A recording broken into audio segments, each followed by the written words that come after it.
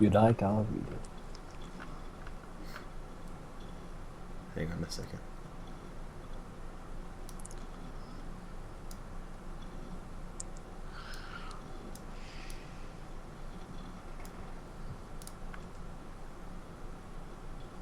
I don't like that stupid advert being there. It takes away from it all. That'll work. Alright. Are you ready? Are we ready? Oh, you're reading Terraria.exe? Yeah, I'm gonna read it. Sweet. Are you ready? So scared. Are you ready? I need to know if you're ready. I'm so scared. I'm so scared. I'm gonna feel really bad if this isn't scary. If this is dumb, then I'm gonna be like, well, that was the stream, guys. Alright. Oh, man. Actually, tell you what, Nathan. Ah. I already told you about the Stanley Parable Helpful Development Showcase. Mm-hmm. I highly recommend this one. This is one of their first ones that they did. What is?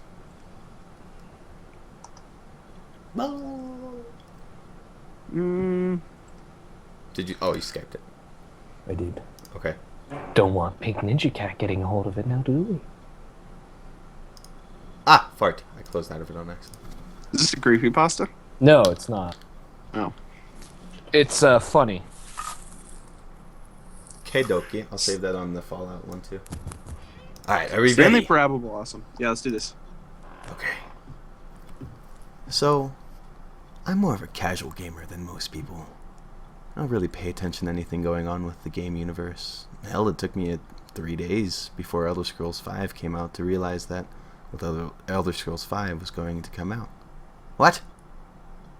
Oh, ha! I'm dumb. Yeah, I'm that kind of guy. Well out of the loop when it comes to the newfangled technologies and vidjigmajigs. However, occasionally when I get the urge to game, I'll hop on Steam and see what's hot, what's new, and usually what's around $5. Usually whatever game I pick up satisfies my craving in a few hours and I can move on. However, during my last excursion, I stumbled upon a gem, Terraria. After watching a few trailers on it, I was sold. And since Steam likes to give huge discounts, I picked it up for a grand total of, well, $5. The download didn't finish, but I was able to find the Terraria.exe file off 4Shared, a file sharing site. That was fine. I'd paid in full on Steam, so I didn't feel bad about it at all. Lights turned down, headphones in, glass of vodka in hand. I dove right in. It immediately reminded me of Legos, except more high-tech and completely massive. I made a large world to give myself plenty to explore and not have to make alternates, and began with fundamentals. The cartoony nature of the game was a refresher from a lot of other games, and even after dying a few times throughout the night, I felt confident. They even left little tombstones behind, which is, a comical message about how you died, like AJ's 423 was removed from World 1 by slime. The music was just as great. The happy daytime stuff was off the charts as far as MIDI soundtracks go, and the pseudo-creepy nighttime stuff just added to the flavor. Nothing too serious, and the transition was as clear as could be. Everything in MIDI as well made the game retro and fun. Definitely a nice touch on the developer's part. I explored the surface, even figured out how to make a small house for my guide and myself, before calling it quits for the evening, that is. It was an amazing find, a ton of fun, and I knew that cutting down those trees and making my dwelling was just the beginning. It was. The very next day I jumped on as soon as I got out of class. Normally I was never so eager to play a game, but the sandbox nature of it drew me in instantly. The guide in game gives hints on what to do next, and his hint to me was, there's treasure hidden all over the world. Some amazing things can be found deep underground. It made sense to... It made sense to go down, of course. There's only so much you can find on the surface, like the copper and iron I'd already come across. So who knew what treasure would be hid underneath? I found a nice spot and began to dig. It was slow going at first, as could be expected. I found some slime, found some water, drowned in it, then went right back down. I got to a rocky layer where easy to mine dirt is replaced with stone, and you have to work a little harder to maintain your pace. However, I chose not to go down anymore. I only brought enough torches and materials to get out from where I was, I'm sorry. Still, there was no shame in going east or west, which is what I did next. I got a ways to the east before hitting a small cavern. It was full of pots and a chest with some shurikens and money in it, but just a little further down I saw a faint light. Eager to explore, I headed to it, mining away and picking up more dirt than anyone could ever need. As I got closer, I saw a tombstone at the bottom of what looked like another mine shaft another person had made. 2 blocks wide, no top visible, and a single torch placed just above the gravestone, lighting the way. I walked over and read the gravestone, curious as to what happened. Maybe I died and my gravestone ended up over here. Though I hadn't had that much to drink. Seems like I would remember something. Or maybe it was something for flavor, past explorers whose excursions had ended prematurely. When I dropped down into the other shaft and clicked on the tombstone, I wasn't greeted by what I thought. Instead of "James didn't bounce" or another similar message, it simply read one word: regrets. Regrets about what? I knew you could edit the tombstones, but that seemed a little bit odd. I didn't even know what to think. The underground music theme stopped for a split second, and I heard what sounded like someone licking their lips, ever so faintly, almost silently. My character jumped to get out, but the game was super laggy all of a sudden, and before I knew it, I saw a stone boulder come down on the mineshaft and hit my character, instantly killing me. What pissed me off, however, was the sound that it made. Your character makes interesting sounds when getting hit or dying all the time, and death is usually accompanied by a splat sound. What made me upset was that it was blaring into my headphones, enough to make me take them out. The music returned as it showed the scene of my death, but was disjointed, getting a second of sound and a second of silence over and over. I sighed and respawned at the top, everything back to normal up there as it seemed. I put what I could in my chest and talked to the guide. He always gave me hints on what to do, of course, but this time he didn't. When I talked to him, he replied with, "If you look up now, the moon is red." I sighed. The game wasn't making sense. It was the middle of the day. The sun was out and the world was bright. Maybe it was a glitch. The guide was inside my dully lit house. Maybe he thought it was night or something? The lag came back and the happy daytime music disjointed and became unintelligible. It was probably my crappy computer, and I had enough for the night anyways. I turned it off and powered down my computer. My brain, however, wasn't ready to be done. I tend to obsess about things that I really enjoy, and even after my computer's awesome display of running 8-bit games smoothly, I still love the game. And my brain realized that my dreams that evening having a heavy Terraria theme. My brain was fixed. I wouldn't call it the best dream. I dreamt of playing the game, though I can only remember the specific parts, finding tons of minerals, making awesome weapons, etc. But the one thing I recall in all the scenes is that the faint sound of someone licking their lips or sucking their teeth or something like that. I just don't know. Just a wet, constant sound, no music. The next day I sighed as I got up later than expected, and since I had already slept in, I decided to just make a relaxing day and plan some more Terraria. Finding more of what there was to find, anyways. When I got on, my guide gave me the same advice as the day prior, to dig deep and find the treasure. I did, but I didn't want to go back to where I was before.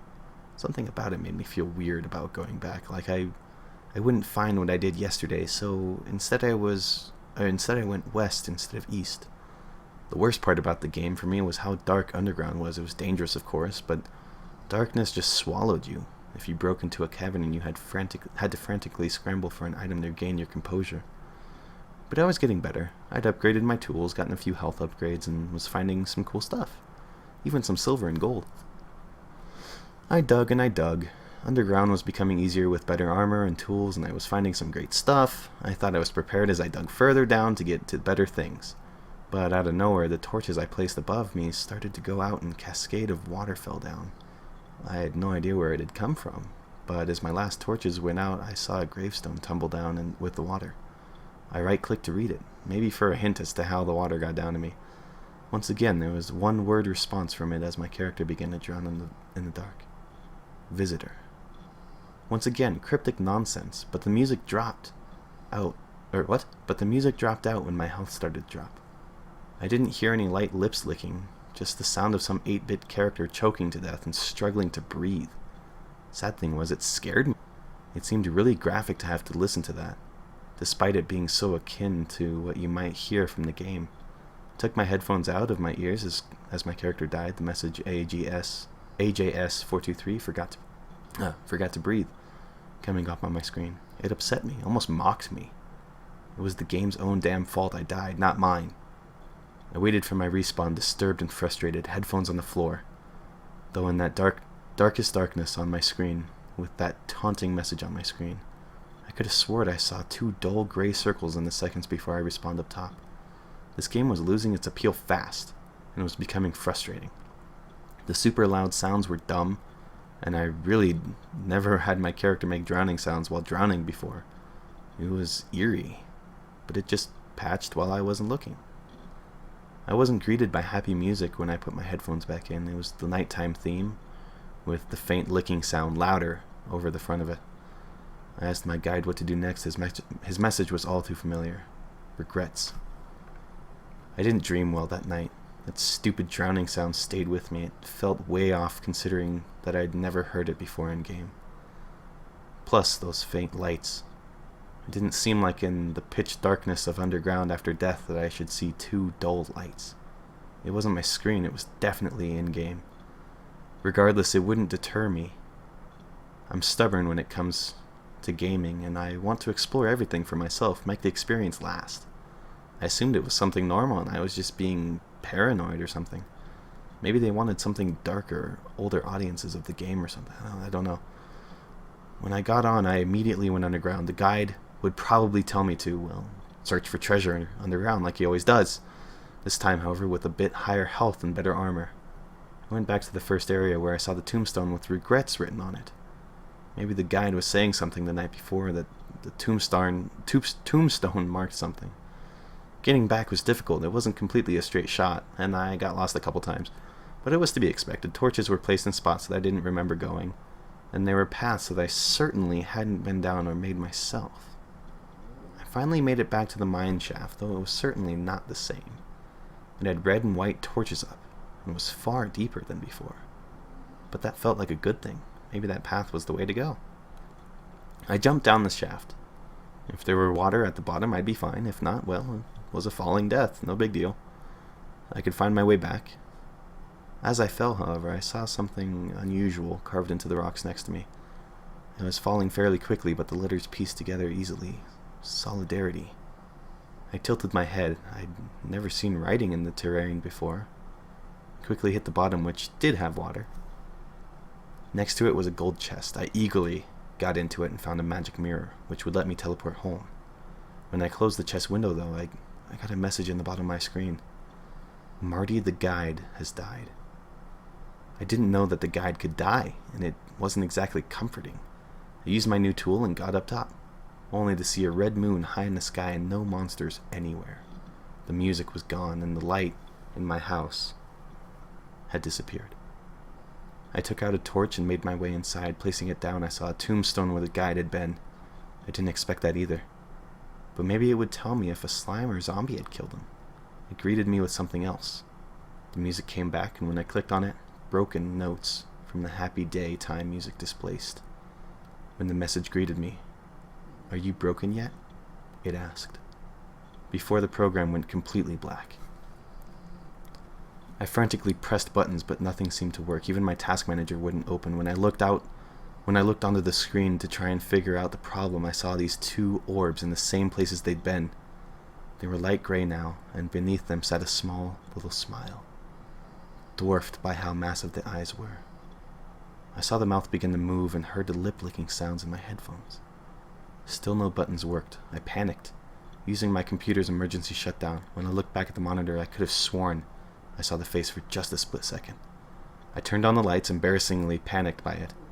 I quickly went to take a shower, all lights in the house on full, and computer turned off.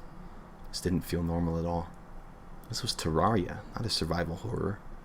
It was advertised as being an action-adventure. I took a cold shower, though any time I closed my eyes, I saw that damn face. Big old white eyes staring down at me and tiny little mouth licking its lips as it watched me. I barely slept. I had to leave the light on in my room to get that face out of my head.